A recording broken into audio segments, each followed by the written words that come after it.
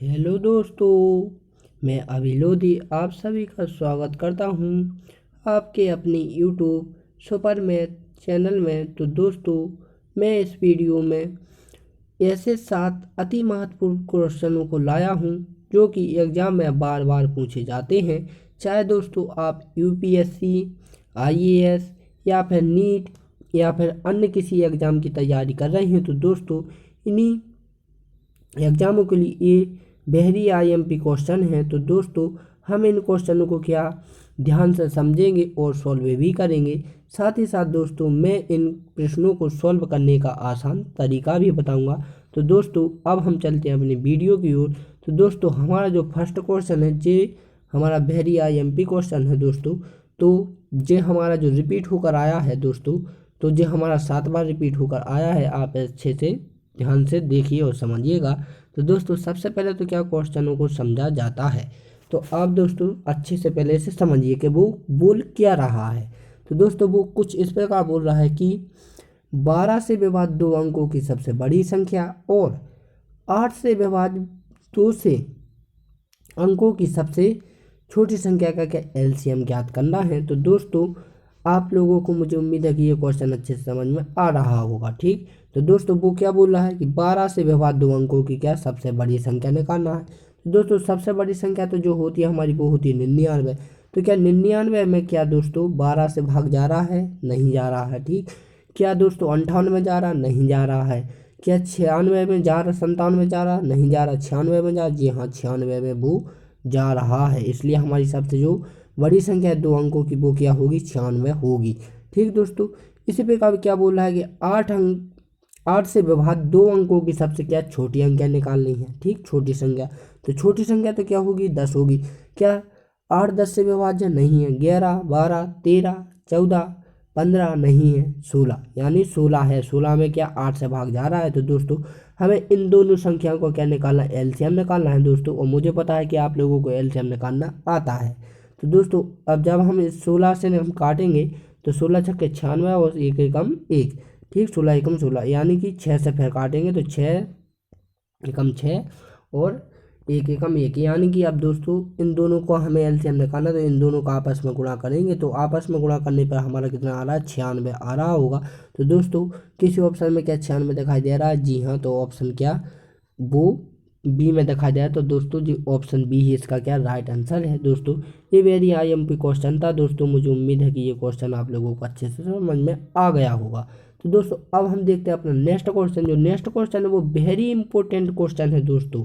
आप इसे कुछ भी करना चाहे ना करना, लेकिन दोस्तों ये क्वेश्चन आप लोगों को अच्छे से ही नोट भी कर लेना और अच्छे से समझना भी है, क्योंकि दोस्तों ये 19 बार पूछा गया है।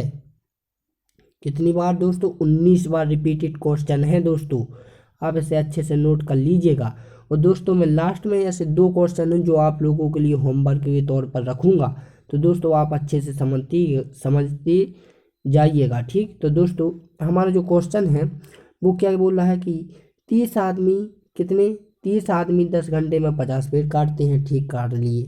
अब क्या बोला कि यदि 10 आदमी यही काम छोड़कर, यानी जो 50 पेड़ काटे जा रहे थे 10 घंटे में, उसमें से क्या 30 में से 10 आदमी यही काम छोड़कर चले गए। ठीक, तो 15 घंटे में कितने पेड़ काटेंगे, ये वो कह रहा है। तो दोस्तों मैंने इसके लिए पिछली वीडियो में समय, घंटे, किराए, ठीक, इन चीज़ों से क्या मैंने पिछली वीडियो बनाई थी। तो मैंने दोस्तों उसमें फॉर्मूले कई लिखवाए भी थे और आप लोगों को बताए भी थे, और मैं कई सवाल भी करवाए, तो आप वहाँ से इस फॉर्मूले को ले लीजिएगा। तो दोस्तों फॉर्मूला कुछ इस प्रकार से होता है, क्या एम डी और डब्ल्यू। दोस्तों एम क्या है? यहाँ मनुष्यों की संख्या यानी आदमियों की संख्या, डी यानी समय है, और डब्ल्यू माना काल है। तो दोस्तों अब वो क्या बोल रहा है कि यदि 30 आदमी, ठीक, जो क्या होगा 30 आदमी इंटू कितने, डी माने कितने 10 घंटे में। ठीक, अब कितने पेड़ काटे जा रहे हैं? 50 पेड़ काटे जा रहे हैं। अब क्या बोला कि इसी कार को, यानी बराबर करके इसी कार को क्या 10 आदमी, यानी 30 में से जब 10 जाएंगे तो कितने आदमी बचेंगे? तो 20 ही तो बचेंगे ना। ठीक, 20 आदमी छोड़कर चले जाते हैं तो 10 यानी कि 15 घंटे। ठीक, 15 घंटे में कितने पेड़ काटेंगे, और जी हमें क्या पेड़ यानी कि वर्ग निकालना है, माने कि कारण निकालना है। ठीक दोस्तों, तो हम क्या कर लेंगे, इसमें से ये घटा देंगे। ठीक, इसमें से ये घटा देंगे, ठीक। और अब क्या होगा, 5 10 और 5 15 और 50, ठीक, 50 50। तो दोस्तों किसी ऑप्शन में क्या 50 दिखाई दे रहा है, तो जी हाँ, ऑप्शन डी इसका क्या होगा, राइट आंसर होगा। दोस्तों आप इसे यहाँ पर क्या कैलकुलेशन आप जानते ही हैं, तो कैलकुलेशन आप अच्छे से कर लीजिएगा, ठीक दोस्तों।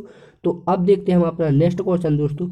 नेक्स्ट क्वेश्चन है, ये भी वेरी IMP क्वेश्चन है दोस्तों। और ऐसी बात नहीं है कि कौन सा IMP है कौन सा नहीं है दोस्तों, मैं आप लोगों के लिए सभी के सभी रिपीटेड क्वेश्चन बता रहा हूँ, इसलिए दोस्तों ये सभी के सभी वेरी इम्पोर्टेंट क्वेश्चन है, तो आप इन्हें अच्छे से नोट कर लीजिएगा। तो दोस्तों अब वो क्या बोल रहा है कि ये जो हमारा क्वेश्चन है दोस्तों, ये हमारा 8 बार रिपीट होकर आया है, तो आप इसे भी नोट कर लीजिएगा, ठीक। अब वो क्या बोला कि एक दुकानदार 55, ठीक, क्या एक दुकानदार 55 टोकरियों को बेचकर 11 टोकरियां लाभ अर्जित करता है, ठीक। अर्जित लाभ का प्रतिशत ज्ञात कीजिए। तो दोस्तों मैंने CP वाला आपको फॉर्मूला बताया है, तो आप उस फॉर्मूले को ध्यान से देखिए। फॉर्मूला क्या होता है हमारा, ठीक, P प्रतिशत, यानी क्या हमें निकाला, प्रॉफिट ही तो निकालना है, तो P अपॉन में CP इंटू 100, ठीक। जे इसका क्या होता है, फॉर्मूला होता है दोस्तों, ठीक। अब देखो CP भी निकालना है, तो CP तो आप लोगों को पता नहीं होगा कैसे निकालते हैं। तो दोस्तों कुल में से क्या लाभ को माइनस कर दो, तो हमारा जो आएगा वो आ जाएगा हमारा क्या, CP हमारा आ जाएगा। जब 55 में से 11 करेंगे तो हमारा कितना आ जाएगा, 44 आ जाएगा। और प्रॉफिट हमारा कितना है, 11 है, ठीक। तो 11 अपॉन में 44, ठीक, और इंटू में 100, ठीक। तो 11 एकम 11 11 चुके 44, और 100 में हम 4 से भाग देंगे तो हमारा कितना आ जाएगा, 25%। यानी कि हमारा जो प्रॉफिट आने वाला है प्रतिशत का लाभ, तो वो हमारा कितना होने वाला, 25%। इसलिए ऑप्शन बी इसका क्या हो जाएगा, राइट आंसर हो जाएगा ऑप्शन बी, ठीक। तो दोस्तों मुझे उम्मीद है कि ये क्वेश्चन भी आप लोगों को अच्छे से समझ में आ गया होगा। अब हम देखते हैं अपना अगला क्वेश्चन दोस्तों। अगला जो क्वेश्चन है वो भी वेरी इंपॉर्टेंट क्वेश्चन है दोस्तों। मैंने प्रभावी वाला आप लोगों को सबसे पहले एक फॉर्मूला लिखा देता हूँ दोस्तों। यदि इस प्रकार का कोई सा भी क्वेश्चन आए तो आप लोगों को यही फॉर्मूला लगाना है, कहीं भटकने की ज़रूरत नहीं है दोस्तों।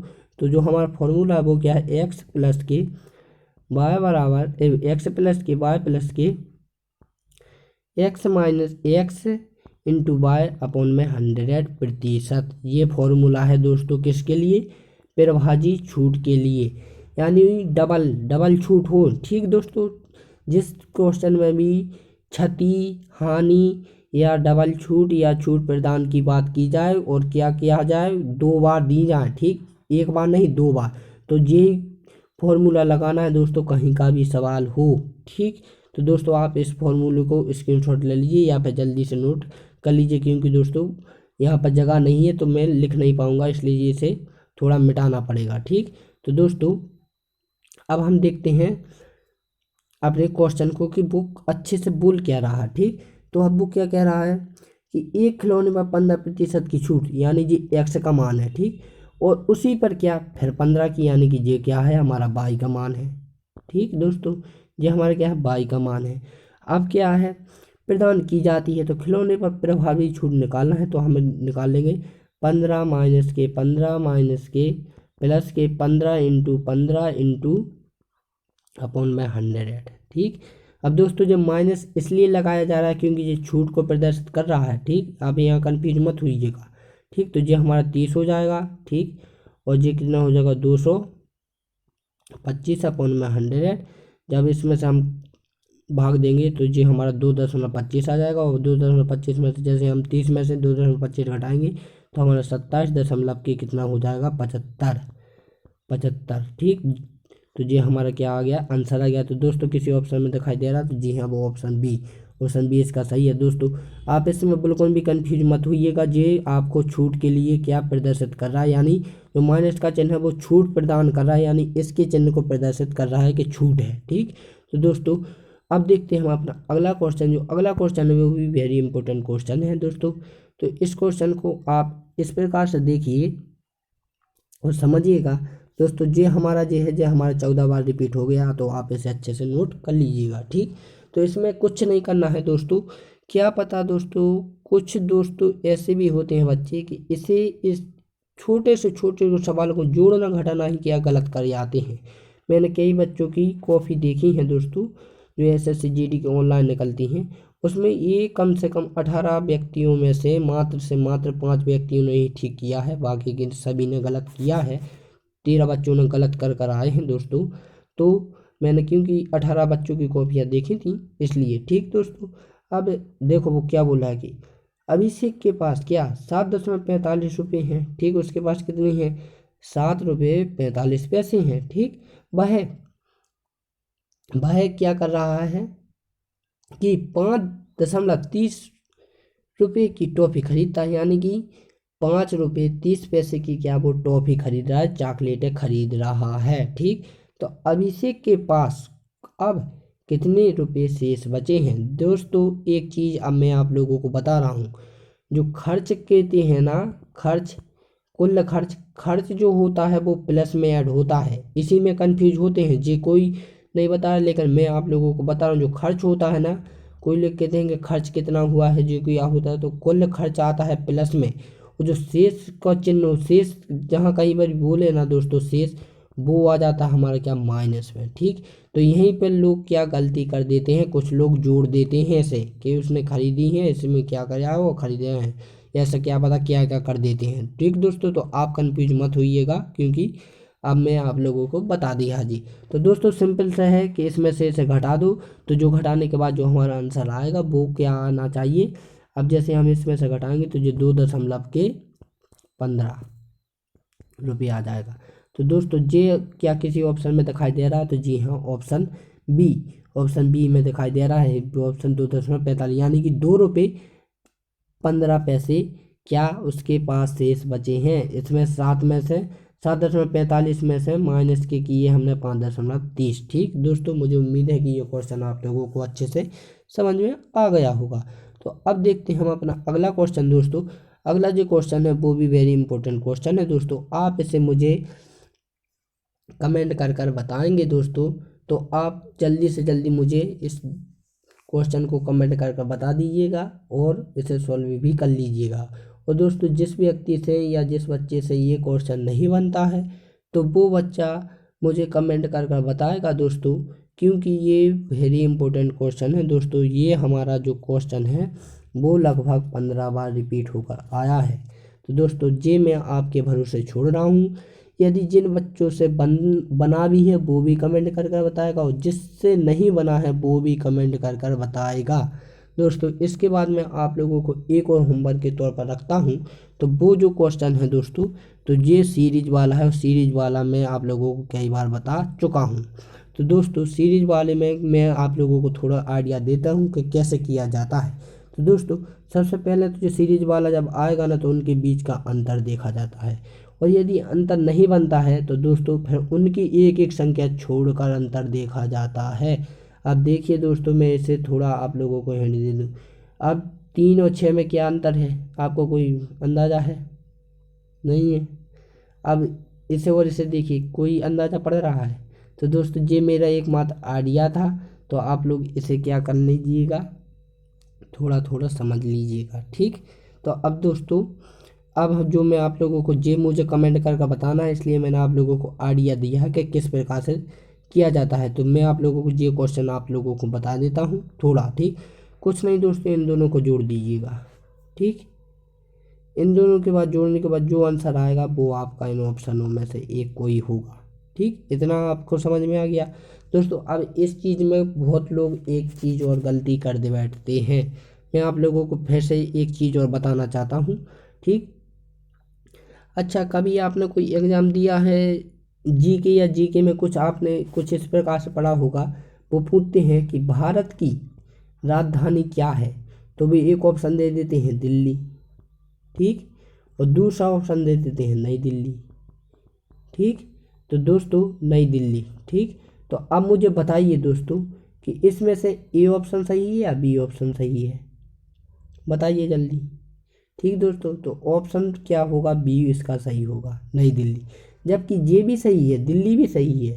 ठीक दोस्तों, तो इसमें होता क्या है कुछ, कि जब एग्ज़ाम में बोलो, जो एग्ज़ाम बार होता है ना, ठीक, जो लिखता है या जो देता है वो बेवकूफ़ नहीं होता है, वो थोड़ा तो दिमाग लगाता है, होगा, ठीक, क्योंकि हमसे तो ज़्यादा ही दिमाग वाला होगा वहाँ पर। तो वो दोस्तों जब भी ऑप्शन लिखता है ना ऑप्शन, तो वो ऑप्शन में ही देकर रखता है कि इनमें से आपको एक लगाना है, दिल्ली, नई दिल्ली या भारत की राजधानी या कुछ भी ऐसा, भोपाल ऐसा लिख देगा। तो आपको जब तक जे ऑप्शन आपके ऑप्शन में रहेगा, जे वाला ऑप्शन, ठीक, इसके बाद चाहे आपको दिल्ली दे चाहे ना दे, चाहे दे चाहे ना दे, आपको यही लगाना है, ठीक। और यदि ये वाला ऑप्शन नहीं दिया हुआ फिर दिल्ली दिया हुआ तो आपको दिल्ली ही लगाना है, ठीक।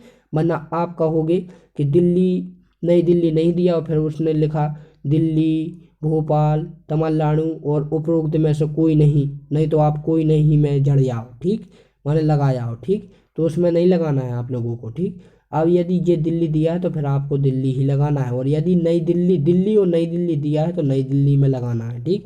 इसी प्रकार दोस्तों ये मैं मात्र आप लोगों को समझा रहा था। तो जो आप अब इन दोनों को जोड़ोगे ना दोस्तों, तो आप लोगों को यहाँ पर 12 आएगा, ठीक, 12 आंसर। तो आप लोगों को जो 12 जिस प्रकार का आंसर आएगा ना, तो जो ऑप्शन में दिखाई दे रहा वही ऑप्शन लगाना, वरना आप मन से लगा दो, ऐसा नहीं करना है दोस्तों, ठीक। तो कुछ लोग क्या, आप भी मुझे एक चीज़ बताइए, 12, ठीक, ये लिखा है 12, एक 12 ये लिखा है और एक 12 ये लिखा है। अब मुझे बताइए दोस्तों इनमें से कौन सा सही है, यानी भी कोई आइडिया। तो दोस्तों ये दोनों ही सही हैं, क्योंकि 12 को इस प्रकार भी लिखा जा सकता है, इस प्रकार भी लिखा जा सकता है। लेकिन दोस्तों यदि ये ऑप्शन में दोनों ही दिए रखे हैं और यदि आंसर आ रहा है हमारा इसमें, तो आप क्या ये लगा कर आओगे, नहीं ना, तो यही लगा कर आओगे। तो दोस्तों जो इसका जो आंसर आने वाला है वो यही आने वाला है, यानी ऑप्शन सी आने वाला है। तो आप दोस्तों इसी को लगाना, वरना आप ये लगा कर आओ, क्योंकि कई बच्चे इसे भी फॉलो कर देते हैं, इसे भी लगा देते हैं। तो दोस्तों ये नहीं होगा, ठीक, क्योंकि जब तक भाई साहब ये भाई साहब डटे हुए हैं इस ऑप्शन में, इस क्वेश्चन में, तो आप ये इसे क्यों लगाओगे, ठीक दोस्तों। जब आपको पनीर की सब्जी मिल रही है तो आप आलू की सब्जी क्यों खाओगे, ठीक दोस्तों। तो आप इसे अच्छे से कर लेना, ऐसी ऐसी छोटी बातें क्या समझ में नहीं आती हैं, फिर भी थोड़ी थोड़ी आप एडजस्ट करते रहिएगा, ठीक। तो दोस्तों मुझे उम्मीद है कि जो क्वेश्चन मैंने आप लोगों को बताए हैं वो क्वेश्चन आप लोगों ने सभी को अच्छे से समझ में आ गए होंगे और उन्हें नोट भी कर ले गया होगा, ठीक दोस्तों। जब भी यदि आप एग्ज़ाम देने के लिए जाओ ना, तो इन नोटों को मात्र देख लेना एक बार। जैसे ही आप एग्ज़ाम में बैठोगे ना, बिना पेन उठा ही सॉल्व कर दोगे, ये मेरी गारंटी है। तो दोस्तों यदि आप लोगों को थोड़ी बहुत भी यदि ये वीडियो अच्छी लगी हुई है तो इस वीडियो को लाइक एंड सब्सक्राइब कर दें, साथ ही साथ इसे शेयर भी कर दें, ताकि दूसरे व्यक्ति भी इस वीडियो का लाभ उठा सकें। तो दोस्तों अब मिलते हैं हम अपनी अगली वीडियो में, तब के लिए जय हिंद एंड जय भारत। दोस्तों आप सभी क्या सुपर मैथ के साथ बने रहिएगा।